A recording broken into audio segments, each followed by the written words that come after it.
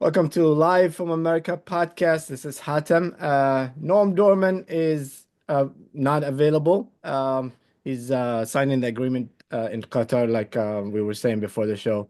But he also, I don't know if you guys know the news. He won Free Speech Defender Award. You guys know Did that? he? No. Yeah, yeah, Great. Wow. yeah. I don't, Well, he's wrestling a lot of people on X right now, full time, so he deserves the award. well, I didn't say he deserves it. I said he won it.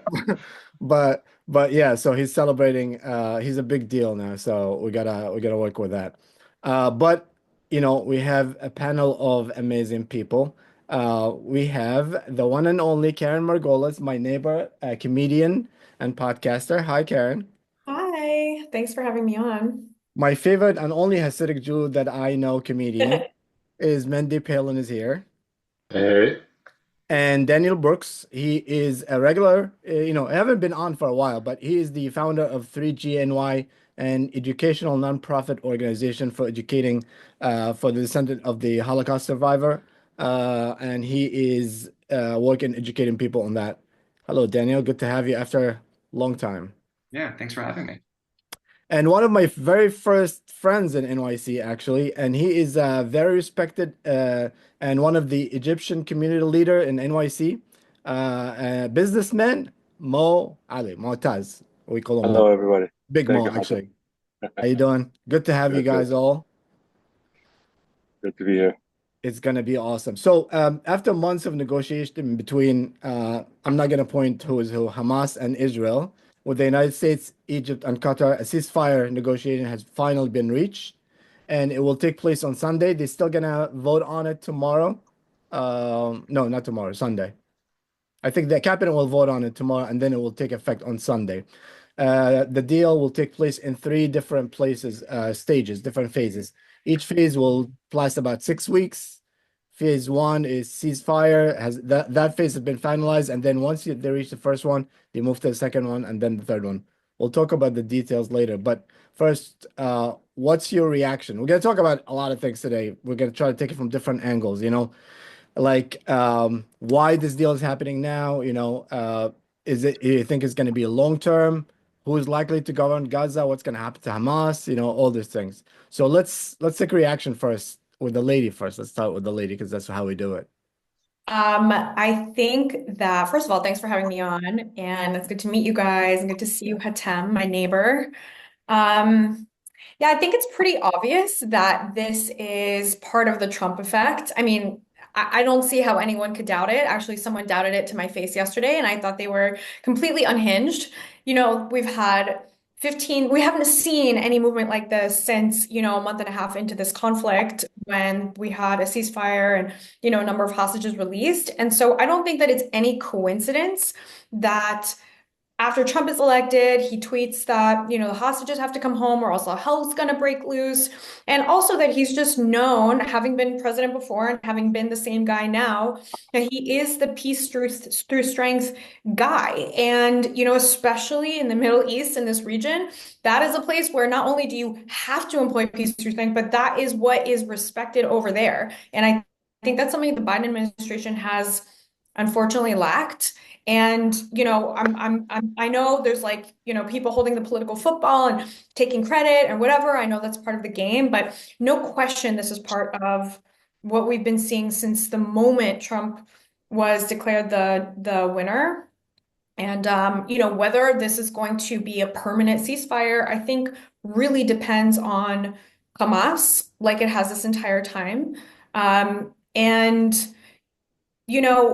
I would say that it stands the greatest chance of becoming permanent now that we have a new president with a new MO and a new paradigm in office. This is the best chance that we have. If we were talking about 6 months ago, I would say probably not.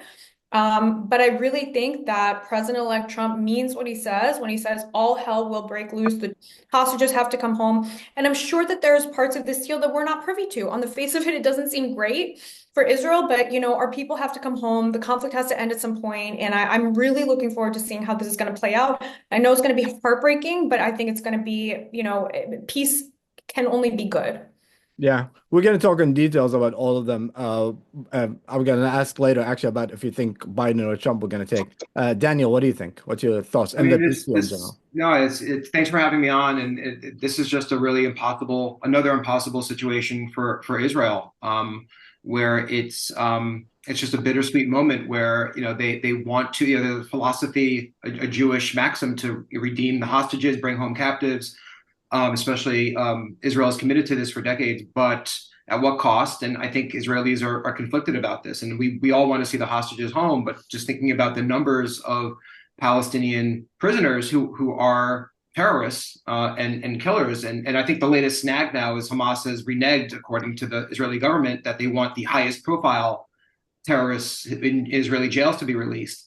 And that's the latest. I think that it might not be going through because of that. But this just speaks to the fact that Israel really is in no good situation here. That this is the fear is this is going to repeat itself. And as Keren was suggesting, maybe the paradigm can change now, and we could be hopeful that maybe with a new sheriff in town or a new international order, we can be hopeful that this conflict can start to shift a little bit towards resolution. But I don't have a lot of hope for that, because I think ultimately it's not about American power. And even if we take out Iran, ultimately this comes down to the Palestinians. And we'll get into that later, I'm sure. But I think that's what, the day after we'll talk about. But I think I'm cautiously optimistic, is what I'll say. Let's ask somebody from the Palestinian side. Mendy, what do you think? Yeah. Well, if you look at it's crazy because you look at my X feed and you see the Jews are, this deal is as popular as congestion pricing in New York. They just they're not happy about it one bit. Oh, really?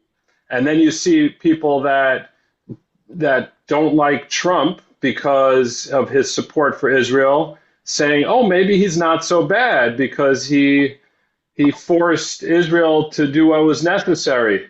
And then you see Biden taking all the credit, and then you see Trump taking the credit, and then there's so many mixed responses, and I think that's because it's one of those things that doesn't make that much sense, but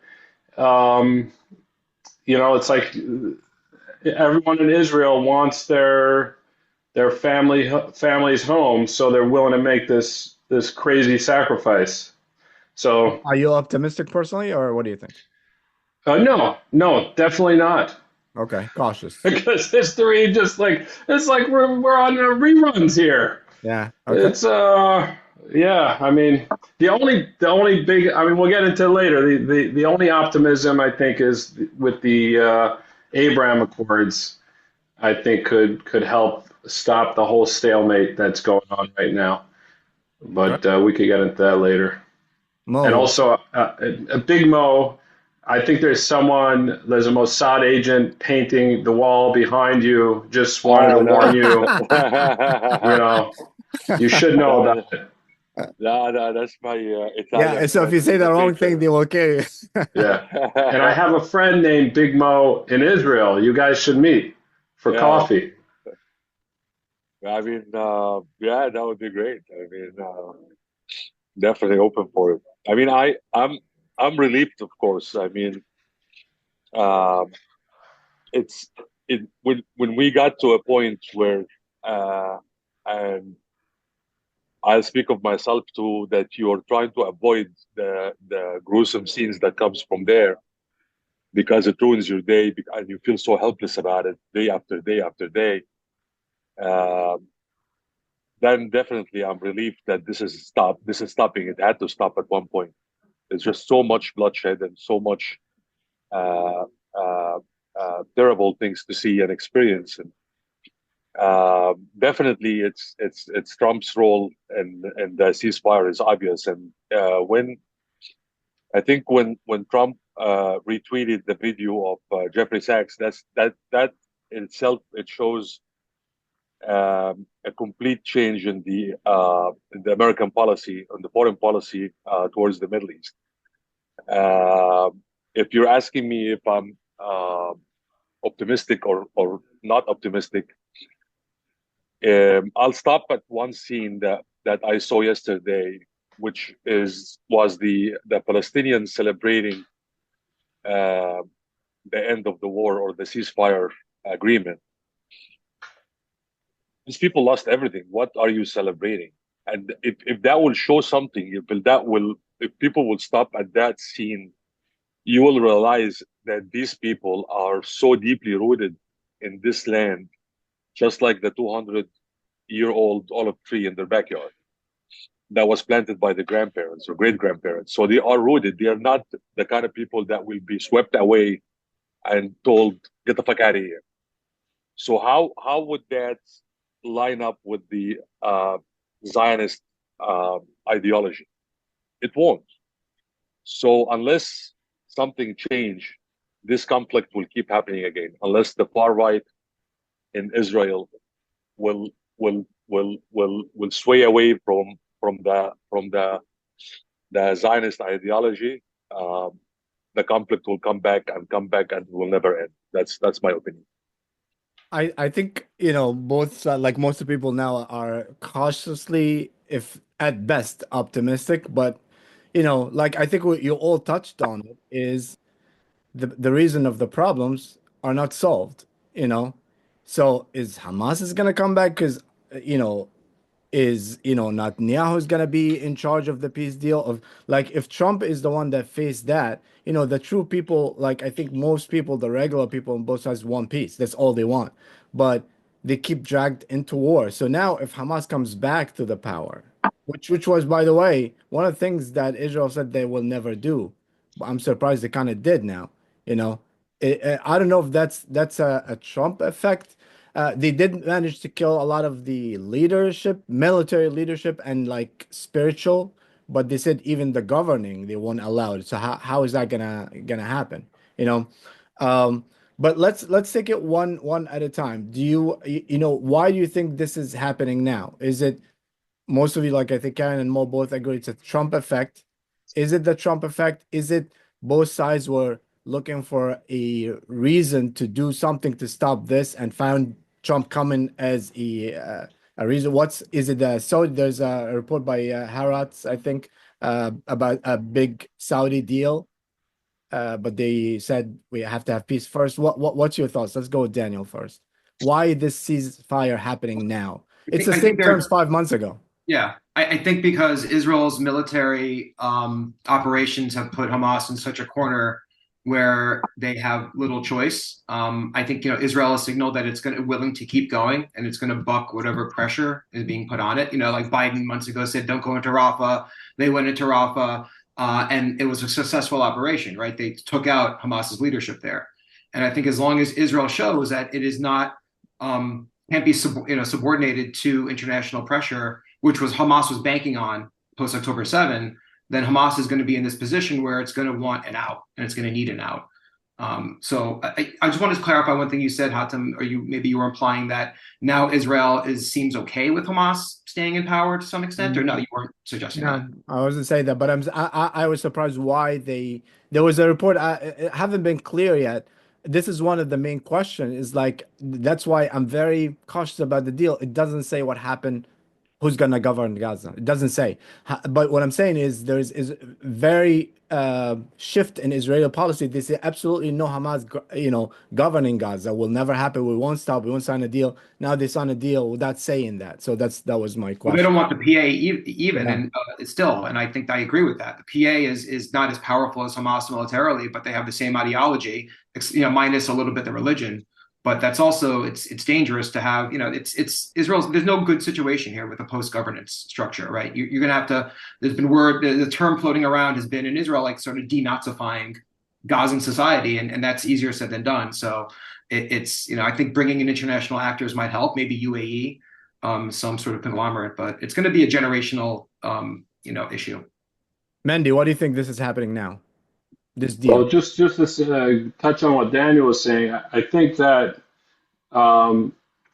life was getting too good in Gaza for a while, and I think there was a little bit of a denazification where people had a little time to relax and think get out of the fear mindset and think to try to make themselves a better life. And in a way, I think that's why it was so important for Hamas to do this attack, because they wanted to re-radicalize everyone, just to remind everyone, like, hey, they're the enemy. Life's, you got to get 72 virgins. You got to kill, like, get back into that mind frame. Don't settle on one virgin. You got to get 72. But what was your question, Hatem? My question is why the ceasefire deal happening now? It's the same terms from 5 months ago or before. Why is this happening now?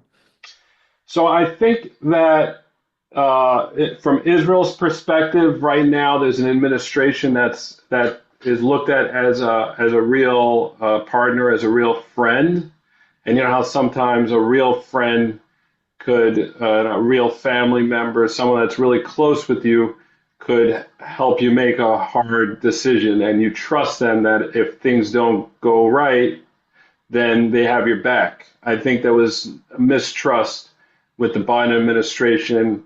It was not that functional. They went back and forth. They were trying to placate different, the woke and the other side. So it was not the most functional.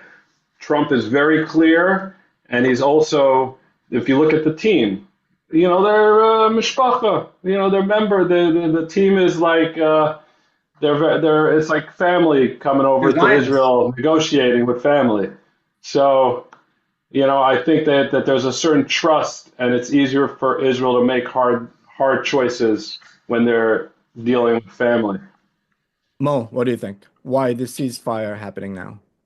I mean, it's so obvious. I mean, the terms of the negotiation were on the table for a long time. Why do you think when Trump said it's a go, it became a go? I mean, it's so obvious that he had a dominant alpha leader attitude, and the pressure that he put on Netanyahu is obvious, like I said before. And he ordered that ceasefire deal to be done now. And I think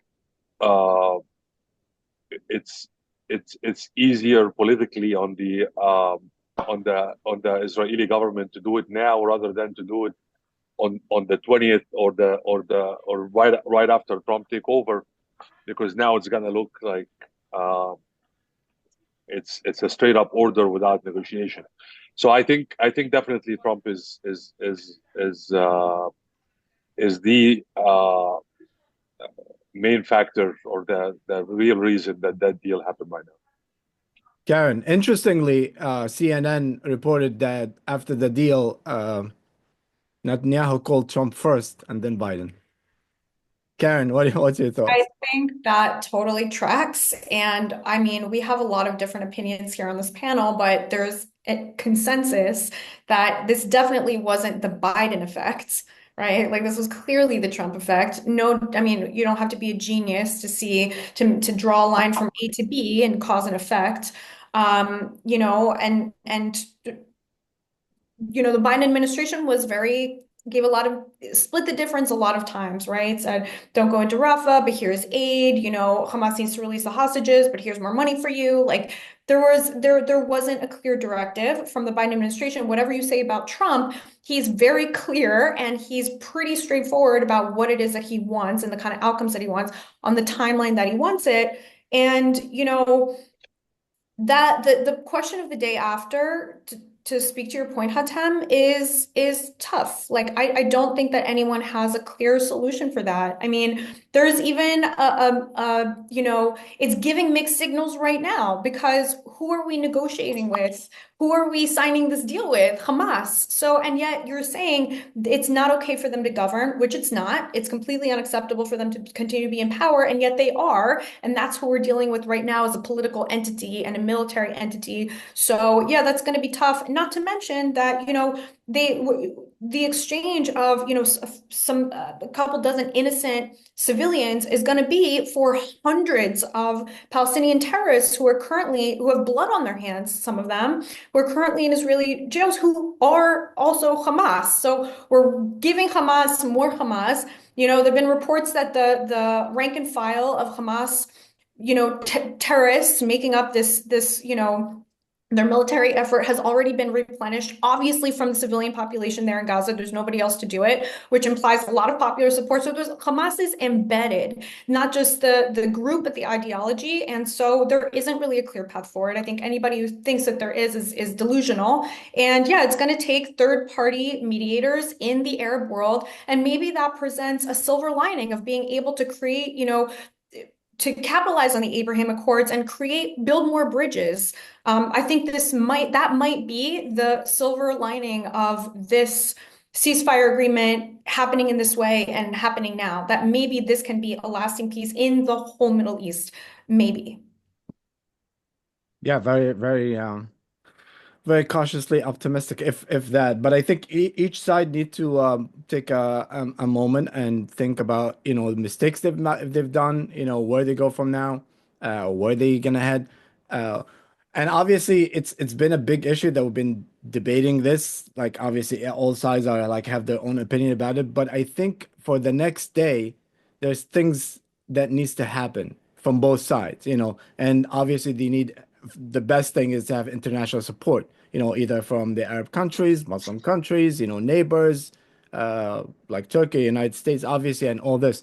But also each side need to take a look at themselves and change, you know, because so that doesn't happen again. So my question again now would be with more specific, and we'll start with Mendy. Who is going to be, let's say the next day, now the deal is gone, what do you think of the future of the politics in Israel? Is it going to go more far right or more far left? And who's going to be the governing in who could be possibly the government in the West Bank? You know, I don't think anybody will deal with Hamas in that term. So Mendy, what do you think? We'll go with you first and then Mo. I think the Mossad have muted you. There we go. Okay. Yeah. Stop it. Okay, sorry. So the it's very tricky. I think Bibi, this might be the end of his career. This deal is very unpopular in Israel. It was always a very emotional thing to get the hostages back as a priority, but among Israelis, the priority has been to have lasting security, which means to get rid of Hamas. And so, you know, this might be heartwarming politically for a little bit, but if Hamas gets back into power at all, this is like the nail in the coffin for Bibi Netanyahu. And I think the lasting piece will come from like normalization with Saudis and other neighbors. I think the whole, like, if we don't need to have conflict, like there's certain people, like Iran needs there to be conflict. In a way, Israel needs there to be conflict, because if you see things started getting a little peaceful and Israelis almost got into a civil war.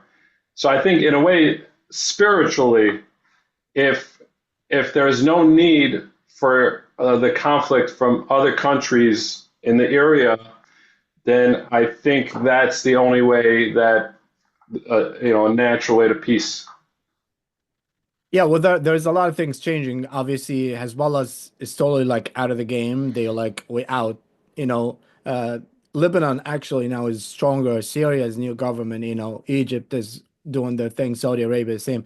But specifically politically, what do you think Israel is going to go after? Is Netanyahu going to continue if he's done? And who is going to govern, Gaza? Mo, I think it could go a little bit go ahead. more to the right of Netanyahu. To the right of Netanyahu? Yeah, I think so. Like usually right after war that happened, but you think that's gonna last?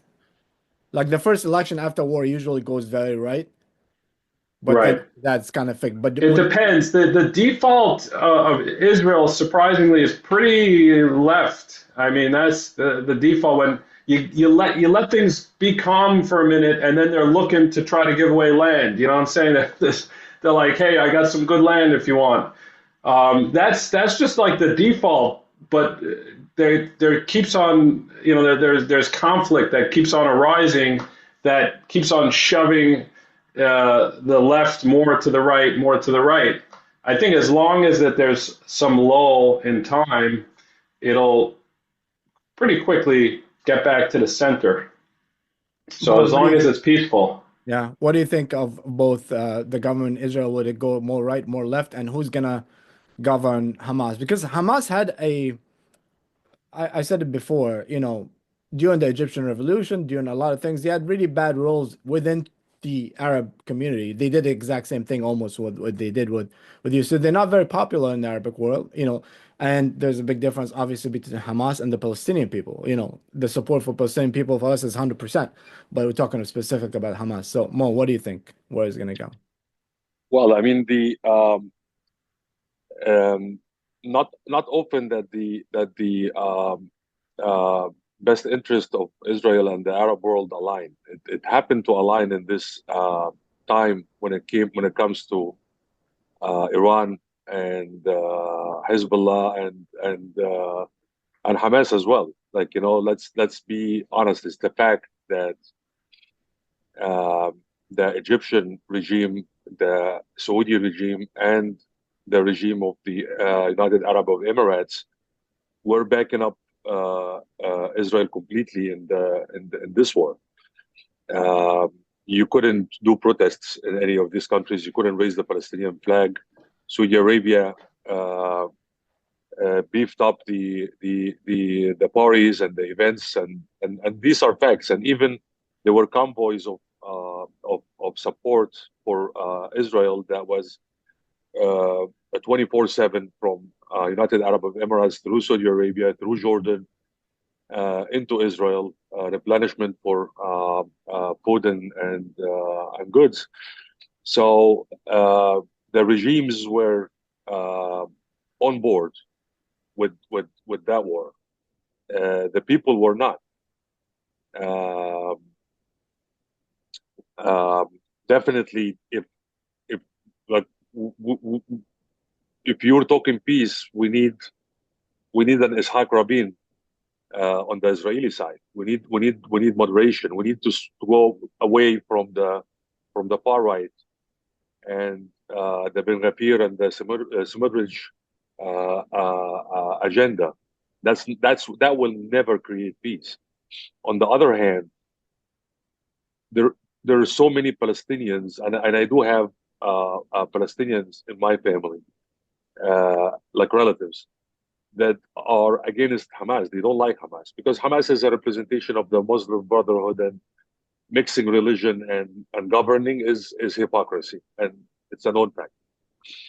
Uh, but their popularity soared in that war because the average Palestinian who were subjected to horrific circumstances and have seen people killed and children on a daily basis, they saw them as the only figure that's fighting for them. So that's why their popularity soared, and that's why things gets murky, and it's not good or bad. It's not black and white because along with that Hamas figure, there is the resistance. There are the people that want to resist by any means, and they want to fight back. And always these people get overlooked, and the whole picture is seen as if like you're either a terrorist or Hamas supporter or you're law-abiding citizen. But that's not the picture. The picture is that a lot of people want to resist the occupation, and without a moderate government on the Israeli side, you will never give people hope to go away from the Hamas side and embrace a peaceful solution. That's my opinion. Daniel? Wow, I have more to say because that was a lot that Mo said, but I'll lead in with that I think that we can do two things, and I think we must empathize with Palestinians and their suffering and their hardships, which are just undoubtedly true and documented. What I think the connections aren't made are that Palestinian hardship is a direct result of their resistance towards not merely the occupation, as loaded as that term can mean, because it can mean the West Bank, Israel's West Bank control, but the way they use it is, Israel's existence. And I think that that's the vicious cycle that has to be broken, right? And I'm going to get to the Israeli political scene, but I think that, people need to understand that that the war against Israel that the Palestinians have been conducting for about a century now produces this hardship, all right? And that hardship then in turn generates misery and resentment, which in turn generates more resistance against Israel. So that is the vicious cycle. And I think that there's a lot of well-meaning people out there who see this hardship and suffering, and they, of course they blame Israel because Israel's got more power militarily and economically. And I'll go back to my point about the Israeli right wing. No matter how powerful Israel is, there's tremendous power the Palestinians wield, actually, politically, through PR, through media control. And Israeli politics is actually driven by Palestinian behavior, right? Because there was allusions to Rabin and Oslo. And think about 20 years of Palestinian political rejection and terror shifted Israel way to the right, right? And now we're like lamenting like the Israeli right wing and Ben Gavir and Smotrich, and like I'm not fans of them, but they are a product of many decades of this rejection. I think if we don't like the Israeli right wing, we have to make sure that the Palestinians can develop a left wing, right? A peace camp, and that just does not exist. And I think that we're just going to be repeating this constantly over and over. I just think the Israeli right wing and blaming them is the ultimate red herring, because the Palestinians are, it's a broken record, but they are driving this conflict, and there's a lot more power that they wield that people don't give them credit for. As far as separating, and in terms of Rabin, Rabin was this close to pulling out of Oslo right before he was assassinated. There's tremendous pressure on him because Israelis were getting bombed in the street daily. So there's this, and Rabin was not interested in having a Palestinian state, and he said that. There is consensus Israel. So no matter who's in charge, right, left, Israel is not going to vacate the territories, right? That's just, it would be suicidal. Israel will not be letting itself get suckered into these endless negotiations where the Palestinians can wrench concessions from them that are not reciprocated. So I think no matter like if Bennett is and Bennett is no left winger, but let's say you have that coalition with Lapid, it's still not gonna. It's just gonna be rhetorical changes. Israel is not going to, have these suicidal negotiations and concessions. Keren, what do you think the political scene is going to go after this, both in Israel and Palestine, or Yeah, not? Look, my hope, and that was a really astute point by Daniel. The hope is that there can be a middle, right? And that I'll say this, I think security concerns obviously push Israeli society to the right, obviously, because there's the immediate pragmatic concern of surviving, and that's what it takes is national security. But Israel has a left, and Israel has a robust left. And before all of this, went down on October 7th, there were regular demonstrations in the street with thousands and thousands of people protesting the right-wing government. And these were, it's Israel, the mainstream of Israel sort of is on the left, but they have to make decisions that fall on the right because they don't want to die. And I think that, Palestinian society in Gaza, in the West Bank, does not appear to have a left. And in order to be able to meet people in the middle, there has to exist a middle. So, if one side doesn't have a middle ground on which to meet the other, and in addition to needing willingness from both sides, then obviously that presents a existential hurdle to peace. I would hope that, and I think, Israelis are not immune to the suffering of Palestinians. And by the way, that goes for diaspora Jews and diaspora Israelis. No one likes that, and it breaks our heart, in addition to the suffering of our own people. So no one wants to see that. We all want to see peace. And I have to assume that ordinary Palestinians who would like to just live their lives and raise their kids also want that. I just cannot, I can't imagine that ordinary people want forever war. That's insane. That's suicidal. And so the truth is, what do people want? We want to raise our families. We want stability. We want economic opportunity, and that has to come from peace. We can't keep going like this. So, moderation is such a nice idea, though. It's so nice to think of, the peaceniks and all of that. However, when you have an existential threat on your back door, that is, that makes moderation really difficult to execute. And, the truth is, the people who were mercilessly slaughtered on October 7th were peaceniks. They were leftists. They were kibbutzniks. They were socialists. They were living in the Gaza envelope because that's how much they believe in peace and coexistence. Those people especially. And that did not immunize them even a little bit from cruel slaughter and torture and murder and kidnapping and rape and all of those things. So, I think there's willingness on both sides for peace, but in Israeli society, I think that willingness is a bit more on the mainstream. And I would like to see that. I would like to see a Palestinian society emerge, and I would like to see them, I would love to see them have a leadership that enables, people to be able to publicly work together, with Israelis. I don't think that that's like super cool to do on the Palestinian side, and build towards peace. I don't see another way. Quick question for Big Mo, because you said something you don't hear. I rarely hear this, that there are Palestinians that don't want Hamas to rule. You don't Is hear this? this? No, no, no. Oh yeah, I don't hear that. This is very yeah. common. I have 6 cousins that were born and raised in Gaza, and none of them like Hamas.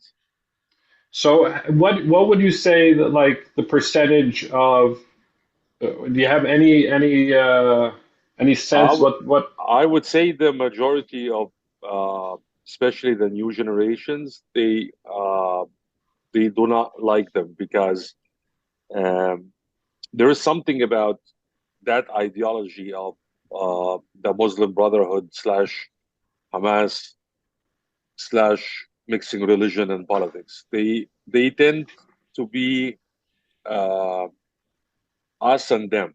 They tend to see themselves as some sort of a special citizen because they are one group. So they tend to divide society, and they always give privilege to their own so they can strengthen that organization, and that create a parallel society to the existing society. So a lot of people feel are as outsiders, and also they are power hungry. Like when they like you see what happened in Gaza. Once they clinched to power, they didn't let go, and it's there. Nobody gets a say of how to distribute the aid and the millions and billions of dollars that was coming from Qatar, from the Gulf, and from other countries. So that was controlled with an iron fist and was controlled solely by Hamas and without taking people's opinion of having them participate in the decision making of how much we'll spend on education, how much we'll spend on schools, and so forth. Also, their ideology of not coexisting does not make or leave any room for hope. Because did October 7th, do you think the younger people it made them more likely or less likely to support Hamas? well, I think the majority were not prepared for that. It came as a surprise. It came as a surprise for it was a strictly Hamas move.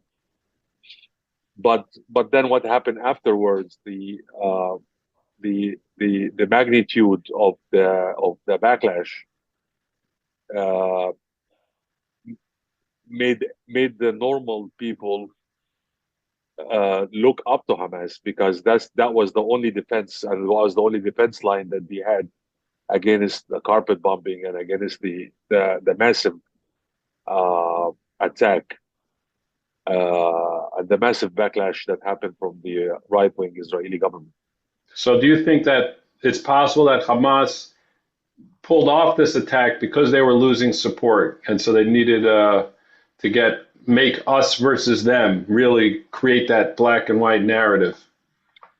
I'm not sure. Like I'll be lying if I said I can pinpoint it, but what's the motive and how did it go that far? As everybody knows, there are a lot of conspiracy theories that on the other side too. Like how did the defense system that if a bird cross, everybody will be alerted, will fail and allow them to go that far in. And this is said by even Israeli soldiers or ex-soldiers that it's impossible. So I don't know, like, to what extent that was the factor of surprise or allowed. If it was, I think there are a lot of things that we don't understand, and I don't understand personally. But at the end of the day, there was an attack, and then there was a super aggressive, massive backlash that messed everything up. So, if we go back, I just want to say this, and then take your opinion. If we go back few years, back when Hamas came to power, obviously we talked about this. Every time, and this happens a lot in the Middle East, we suffer from certain groups like the Muslim brotherhoods or like autocracy in general. Like we're like the Middle East has always been under some sort of either a military autocracy or a religious autocracy, one way or another. They're both terrible. It's the sad story of the Middle East. And the thing is, when we suffer from that, like say when bin Laden was bombing and Zawahiri and all this were bombing Egypt and bombing Saudi Arabia, nobody cared in the West. They said, oh, this is freedom of speech. And then when they start they let them be, and then they start attacking the West. Same thing with Hamas. When Hamas did this to their own people in Palestine, you should see a report by ABC, an amazing report about how most Palestinians don't support, and that's ABC, not me, don't support Hamas. And there was an interviews like with dark covers and faces and say, but this is what I'm talking about when I say policies. Hamas was in power as a strategy from Israel as well.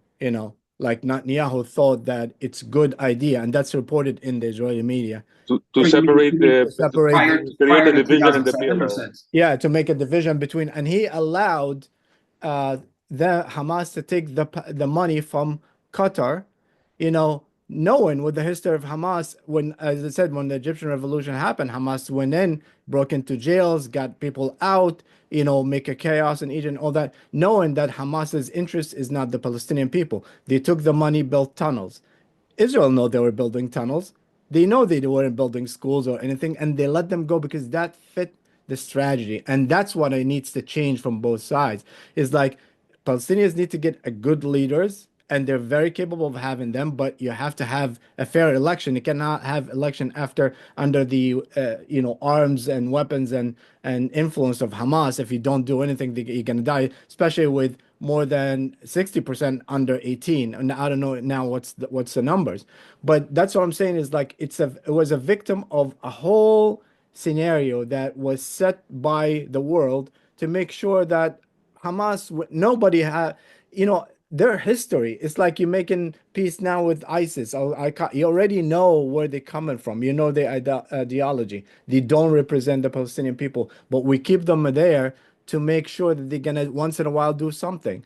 And once, right before Saudi Arabia was about to make peace with Israel and normalize everything, Hamas did that attack. I also invite everybody to hear this. I interviewed Rachel Goldberg, one of the mothers of the hostages, in this show, and she was just amazing. And really, when you see it from a human different point of view, and I know it's could be naive a little bit when I say stuff like that, but nothing else matters. These policies need to be, there is the people of Israel, the people of Palestine are the same. They want peace, they want to raise their children, they want to raise all this. But when you see, you say, oh, they elected Hamas. They didn't really elect Hamas. They elected 2004. That was 4 years. under 60% of people are children, and they have all the military and power. And then after that, what happened? So I think, in my opinion, from my point of view, that the Palestinians, there need to be a leader that rises, that openly say what they want for the people, that take the money, spend it on their people. And also Israel policies need to be stopping the division between, first of all, PLA, like, and the West Bank. This is another story. They don't even care, and just care about the people. So let me ask you this. What do you think? Was my opinion, my vision of like what needs to change for the future. What about you? What do you think you need to change? And let's start with your own side and then the other side, because I think everybody have something to say. Let's go with Daniel. You want to go first? And also, if you want to comment on something I said, I think you wanted to say something. Yeah, I was going to say, well, two things about this. It's not kind of this conspiracy that Israel's right wing empowered Hamas at the expense. Well, one point is that it was at the expense of the more moderate PA, and I think if you just shift the terms a little bit, there's truth in that. I think that Israel did not want to be pressured into, again, this sort of making concessions to the Fatah movement that does not want peace with Israel. So it wasn't like Israel was spurning some peace opportunities, but it simply wanted to keep the money going to Hamas as a way, because the alternative to Hamas was more radical Islamist organizations in Gaza. So this again speaks to the impossible situation Israel is in. It's either like Hamas or Palestinian Islamic Jihad and these other smaller groups. So it was a way to sort of keep it could be neither. It could be neither. And also, yeah, but there's a vacuum, right? Like someone's got to take out the garbage. Someone's got to manage the borders. And there was this conception over that term in Israel that sort of spoke to Israel mows the lawn every few years. They take out some, top leadership, and that sort of keeps the deterrence. But ultimately, the problem is still there. And like you were alluding to, every few years there's a big blow up. And so that was this sort of false logic that Israel was going on leading up to October 7th. They could maintain the peace and quiet, keep sending money through Qatar and all that. And, we'll just keep living our lives. And it blew up in Israel's face. But I don't think the framing of let's empower Hamas at the expense of more moderate Fatah, that's a misconception. I think it's really just. I didn't say they powered. I said that to make a division between both of them. And my point was, the money that's going, Israel knew, if Hamas is taking all these millions and they knew they're not building anything with it, what are they doing? They're buying weapons. They're building tunnels. That was a common knowledge. Even in Egypt, we had to destroy all the tunnels. They also pay. It's a bloated civil service society too, so they pay a lot of salaries, and it's not all going to terror tunnels. It is again, it's keep food on the plates of people, and it's to keep some sort of semblance of order. So I know what you're saying. It's kind of this tough bargain Israel has to strike, and again, Fatah and Hamas are automatically divided. I don't know if Israel's sort of jiggering that. I'll get back to you on the point about what Israel needs to change. I think Israel, is in flux, and there's a lot of dilemmas that it faces. In terms of the war and peace or the peace deficit in Israel, I think what's been sort of alluded to here is that I don't think any leadership is going to move the needle, because I just don't think that Israel can move the conflict. They could put pressure on the Palestinians, but ultimately, at the end of the day, Palestinians, all they have to do is not sign a piece of paper. And even if they sign a piece of paper, all they have to do is not enforce changes on the ground to want peace. No one's going to put a gun to their heads to put on Sesame Street that promotes peace with Israel, right? So it's we can have all these conferences and summits we want, but change is going to have to come. I think we're all in agreement. Change will have to come from within. Yeah. So I actually don't think that Israel needs to create a peace movement. I think it's already there. It's maybe just a little below the surface now, because there is no peace to be had. Yeah, I will challenge you on that in a minute, but I remember that Keren needs to go. So you want to say something before you go, maybe? Sure. I think that right on the eve of our hostages possibly being released, we don't know how many of them are living and how many of them are going to be dead bodies. I don't know that right this second is the time for me as an Israeli American to start prescribing for Israel radical changes to be made when our people are still, in being tortured in terror tunnels.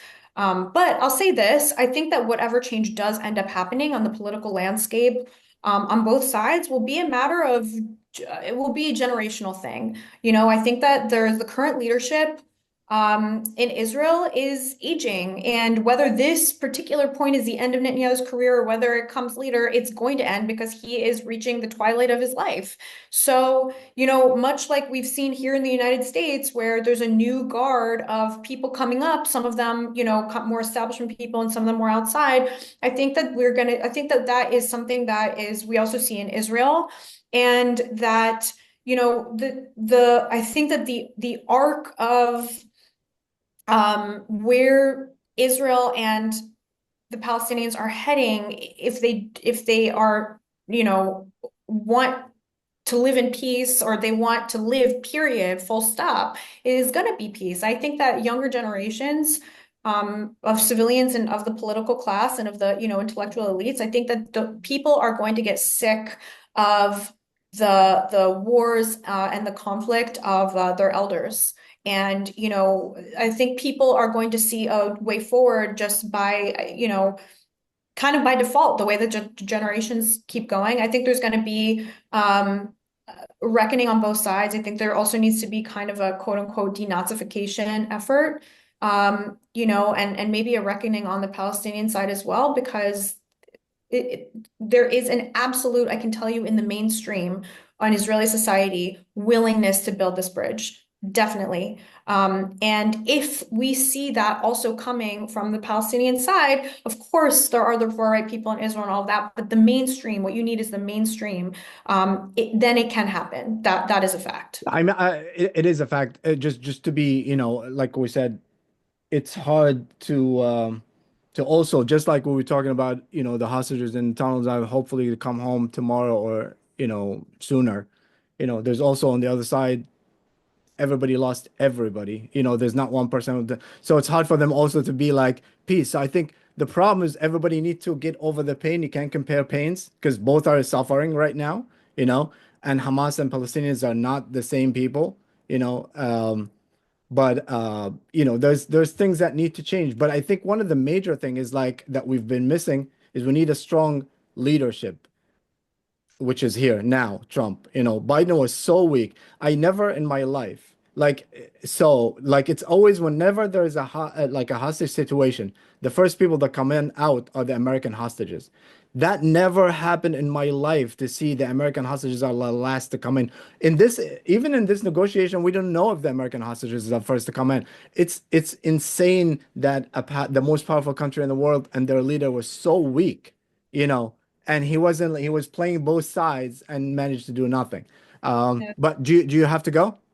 Yeah, but I'll just say just one Sure. thing to your point, Hatem. People I'll act according to their incentives everywhere. That's just human nature, and that's what people do. And people are incentivized towards peace for sure. Once the incentive towards peace overrides the incentive to violence, then you're going to see more peace. And the truth is, Trump is an axis around you can incentivize people. Economy is an axis around which you can incentivize people. There are things that can bring people together, even if ideologically they're super far apart. There's ways to incentivize this in just a way that you can just game it out, and peace will happen if the right incentives are there. And I think Trump is one of those right incentives. And leaders for sure. Yeah. Thank you, Karen. Thank you so much. Yeah, well, hang a thank you. All right, guys. Mo, what do you think, in your opinion? And then we'll go with Mendy. I'm optimistic with Trump, and I see like the direction he's taking is basically changing the status quo. Like, we have been in the same cycle over and over and over again. I think he have a clear picture of how to change the status quo, and I'm optimistic, not only on the foreign policy or the Middle East, but I'm also optimistic domestically when it comes to supporting business and healthcare and all of that stuff. I think he's coming with a solid team, and I think he proved that he have the best interest of this country, and does not want to waste resources in supporting other people's agenda if it's not in the best interest of the United States and the American people. And I think a lot of people saw that, and that's why he won the way he won. So I would say, like, we'll hope for the best. What do you think that that Palestinian and Israelis both need to change to move forward? Well, when the dust settle and the people like lick their wounds, which is going to take some time, uh, definitely uh, it have to be leadership that is not coming from the right. It's more center. It's more moderate. It's more modern. It's more for the land is enough for everybody. It's more for live and let live. It's not religious religion driven, because that will that will worsen the situation and will make it more will create more feud rather than a common place to meet. So definitely it have to be a modern on both sides, and it will take some time, but that's the only way. And hopefully within a generation or two, uh, they will learn to trust each other and live in peace. Mendy, what do you think that both needs to do to change? Right. Well, first of all, it's so refreshing hearing from Big Mo. Like, I don't know if I'm in a bubble or my X feed is just like extremes, but it's good to hear. But there's a lot of hope from this whole meeting. I keep on hearing, like, I Did you see just call this meeting? this Call the number one podcast. show in the you call the number one show in the United States a meeting? Oh, yeah. It's a meeting. Don't get us That arrested after this. It's Oh, only a meeting yeah. if you have it catered.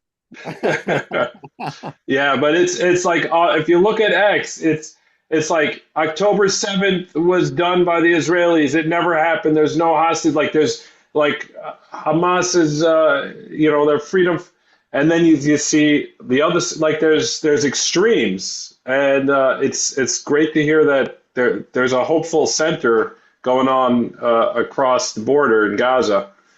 What I think right now, I think Israelis every Israeli is traumatized. Every Palestinian is traumatized. There's just so many trauma responses and just trauma driving everything. But I think even more is there's these big external countries that are pushing that it's in their best interest for years to have this conflict going on. And I think the more the Abraham Accords happen, the weaker Iran gets, and you get rid of the incentive. I think when the trauma calms down, then we can have peace. Daniel? I think, more physical exchanges, cross, border exchanges. I know that there's an increasing number of West Bank Palestinians who are working in Israel's tech sector, and that needs to increase. It probably has been hampered by post-October 7. But I think, if we can return to a situation that was actually pre-Oslo, from what I understand, there were, Israelis shopping in Ramallah and Gaza and other places. And I think vice versa. The borders were a little more open. I mean, there was still conflict, right? And I think that's what we need to return to just establish a generational shift where on a day, because you hear from Palestinians who say, the only time I see Israelis, they're in uniform and they're holding a gun. And, that's because of the war that's going on and for decades. And I think that that has to shift but, I think we're all cautious about expecting political changes. I do agree that we should try to separate people from politics. But I think there needs to be pressure to put, and I think at this point, my position on that. Israel has a lot of problems, but the peace deficit is I don't consider that to be Israel's problem, meaning like it's not Israel's fault. Doesn't mean that I think that there aren't like things along the way the last few decades that maybe Israel did 100% correct. But I don't think that we need to contrive this sort of 50% here, 50% there, whatever. I think that Palestinians are pretty open and honest. I mean, I think polls have shown it anecdotally. The man on the street, they say they love their children, but they also see Israel as an existential struggle, right? They see it as like it's us versus them, and I think that paradigm has to shift. I mean, they're people too. At the same time, if they see Israel as something that they need to get rid of, that's going to sort of violate their very identity, then that has to change over time. And it's not every Palestinian, but I mean, there has to be a cultural change, and I don't know how that's going to happen. It's got to come from within. It's got to be Palestinians who are brave and can, because I think the ones with the guns and the ones with the power in Palestinian society are not going to tolerate that moderation. There are moderate Palestinians.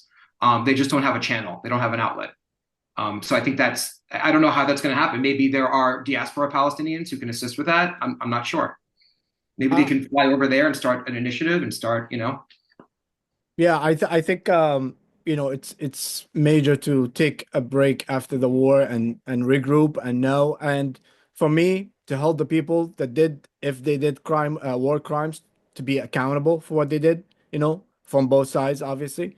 But just to see that we are, sometimes closer, like there's a lot of, I don't know if a lot of people know that, Muslim hostages from the Israeli hostages, so, and Hamas, and those are a couple of them were like, I imagine those have the, it's been a nightmare for everybody, So there is Arab hostages, there is Muslim hostages. So, when the agenda is to destroy that, the enemy is the same. It doesn't matter who they are, And I think there is, like I said, there's each side need to take a look at themselves and be like, hey, we need to change from a little things to a lot of things. The settlement needs to be talked about. The mistreatment of Palestinians in the street in a daily basis need to be changed.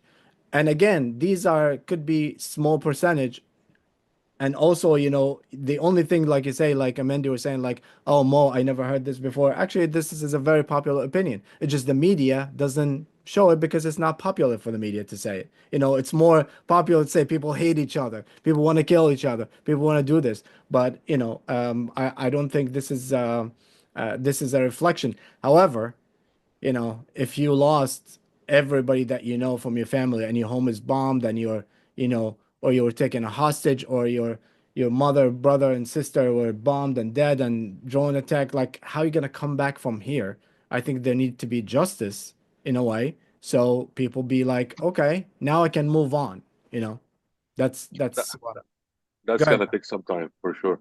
Yeah, it's not gonna be easy. It's gonna take Mendy to step up a little bit, his comedy game. Have you done any new sketches about this or no? Not yet. Not yet, not yet. It's too soon, too soon. Too soon. What are you? So yeah, we'll see. Yeah. Do you think at any point that Netanyahu will try to stop this deal or no?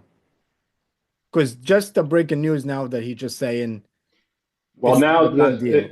so that they said that now the latest in the news is that its final hurdles are cleared and the cabinet is set to meet to approve. This morning they said that there were some hurdles, and I know a big part, it has something to do with job insecurity from Netanyahu based on this deal. Yeah, I mean he exceeded his time. But just for our listeners, and so this is the deal as of now. 6 weeks ceasefire. Hamas released 33 hostages, will lead to Israel release 30 Palestinian prisoners for each civilian hostage, and then they move back 1 kilometers, and then Palestinians can return home. And So sorry to interrupt. I'm seeing the Philadelphia corridor. I thought, like, when I initially heard the snag, it was framed as like that was what Hamas reneged on, that they insisted Israel pull out of that, the Egyptian Gaza border zone, Philadelphia. And I don't know if that's still. I haven't heard that that's part of the snag. I thought it was this is one of the things that actually Egypt does not want, because it kind of like goes with the peace treaty with Israel. They can do it, but we'll see. But this is the first 43 days. We'll hope. There's a lot of pain, a lot of a lot of loss, a lot of sadness. But I think if we can, like Mendy called it, sit in this meeting and discuss like this, as divided as have different opinions, but you can actually listen. We can go. So I'll leave you a final minute for each one of you, just to say your final thoughts, and then we'll end this meeting. Support group. Let's go with Danny.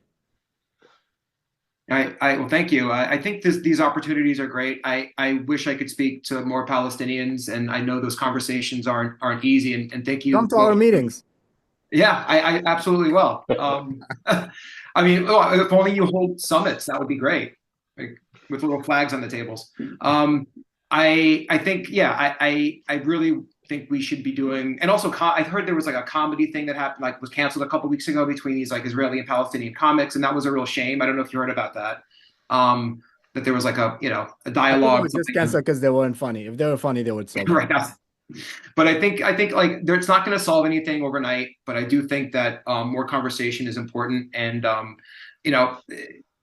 so I would just say that, like, we need to educate ourselves on the issues. We need to also put ourselves in the other person's position. That doesn't mean that we have to justify it or validate it. Like I try to think of myself as like, oh, what would a young Palestinian think about this and this? But that doesn't mean I agree with it. But it does, humanize the other side. And I think once we can establish the humanity on both sides, then we can maybe come together, and it's easier to iron out possibly some of the politics and some of the other ideological issues. So thank you for the platform. And I think that we should just, keep continuing to talk. Thank you. Mo, what's your final words on this? I think coexisting is the key, and it's the core of the conflict. And I think people should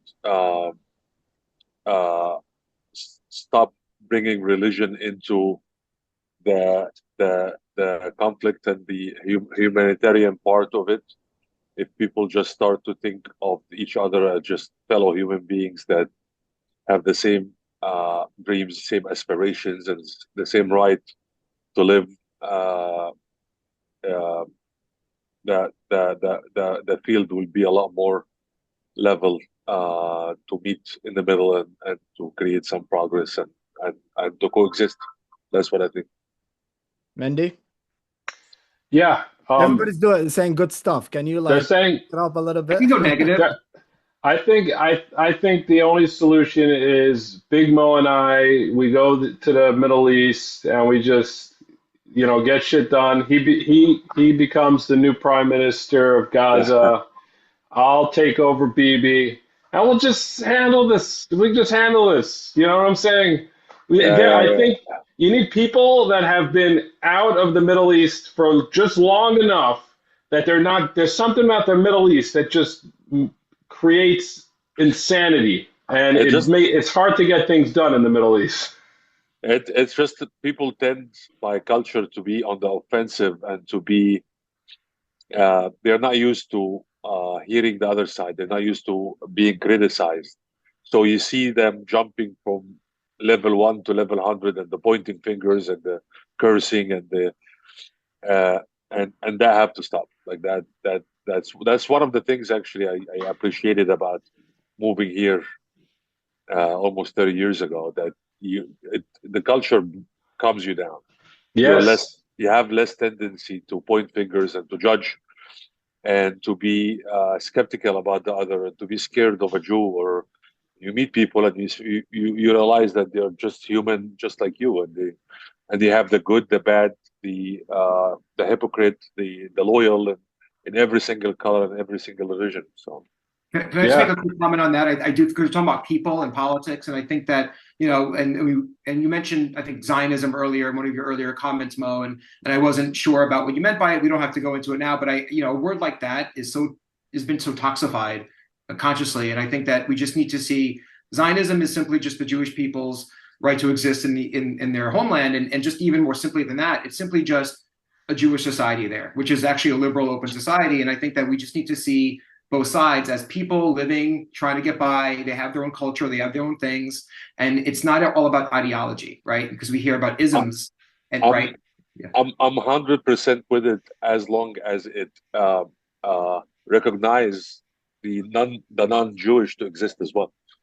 It does. It just needs to be reciprocated. So because I think at some point it's looked at exactly like what you said, and in another scenarios is looked at that this is only our land and it's only for the Jewish people, and right there and then you deny uh, the other people right to be there, and uh, that would make it impossible to meet anyone. I I, Yeah. th I think a lot of times I think Daniel and Mo bring a big good point is like there is some words that needs to be, you know, understood perfectly because I understand when say somebody say you know, free Palestine. They say, what do you mean exactly by free Palestine? Because some people that mean free Palestine, no Jews from some people be Palestine. Or when people say intifada, I remember that. Intifada is just uprising, you know, but now it's called it's if against anything that's uprising with arms. So I think words are very meaningful and very could be very hurtful, especially if somebody misunderstands. So I think a lot of times people should you know, clarify what they say by this, you know, when they For say sure. something. Yeah. But you know, we'll see. As of now, I think we qualify. The last time I had, I don't know if you remember that. I'm not gonna mention the name of the guest, but the last time I had Danny on, do you remember what happened? Yeah. Okay. It did nothing. Well, nothing ultimately happened. It didn't. It was like it Yeah, didn't. it's just like we had a conversation with somebody who was like from the other side, opposite of Danny, and uh, I believe it was an Israeli, yeah, leftist. let's not mention that. Yeah. And Yeah. it's just like they weren't. And this is one of the things I never understood is like when you have a conversation and you say your opinion, it doesn't mean that you hate the other person. If I say, you know, I want Palestinian state, I want this to exist, that doesn't mean I don't want the other. But we had somebody who was very, and this is one of the things I think that is a problem for this is like there's a lot of people that are pro Israel or pro Palestine, and they take it like it's a sports, like they follow a team, like they follow the Giants, right or wrong, they just follow them. They say everything, and then when you put them in a conversation like this, they couldn't handle it, and they end up being like, and they're very pro Palestine, and it's like, It's an emotional thing. I've seen, there's so many people that, like, people have come over to me in the street yelling "Free Palestine" in my face. I that guess was my that dad. I'm sorry about that. yeah. I knew he looked like you. And and you know what? It's usually that white girl from Park Slope, you know? Yeah, And it's yeah, like I but know that she probably has no idea what's going on and she doesn't know the nuances, and yeah. I just feel bad for her. I just want to say just one thing before we go is like just there's a difference. I think some it's okay not to know and react from because I see a lot of like when say he like college kids you know, demonstrating and people like you don't even know what's going on. They're reacting to what they're seeing. They're reacting to all the awful scenes that they see of bombs and death and stuff like so they're reacting to that. But I'm saying don't go on this TV show and try to convince the other side because happened in this show. And then after that, she called me. It's like, can you not air this show? You know, kind of Danny destroyed her too. But yeah, but I appreciate having this conversation with you. And thank you guys so much for your time. And we should all go and celebrate once this is over and everybody's you know the killing and bombing and hostages return and everything is good. And we'll see. And Netanyahu gone. That's my personal favorite. I hope. But Daniel, if people want to follow you, see your work, where can they go? Oh, yeah, I want to talk about Club. You mentioned 3GNY. Thank you for that. So I'll be going to public schools and share our grandparents' stories and talk about, fighting bigotry together. I also work for an amazing organization, Club Z, Club Z as in Zionism. We're actually having our national conference this weekend, and it's an amazing organization. I'm an educator in Brooklyn. We educate Jewish teens about Jewish history, Zionism, modern Israel. Telling them how to be confident spokespeople for their communities and leaders, but also importantly, how to navigate these conversations, right? How to build bridges, how to connect with people, also how to stand up for our rights. And so you can go to clubz.org, check out more, but we are in multiple chapters around the country. And it's for Jewish teens to know how to tap into their identity and be leaders. Mandy? Nice. You could check me out on X, Mendy TV, Mendy TV. All right. Mo? Well, that's my that's my first or my second podcast. That's my second, right? We did Second one one, before yeah. a few years. We Yeah. did one a few years ago. You did one with Kurt Metzger. Okay. I'm gonna set up my platform then. So as of now, I'm just guest. All right, there you go. Sorry, if anybody wants to get in touch with me for dialogue conversation, Daniel@clubz.org. So There you go. Thank you so much, guys. And Live from America podcast. Noam is in Qatar. Let's see if he's part of the deal. Maybe we'll give them Noam and have some peace. How about that? All right, Live from America podcast. Thank you, guys.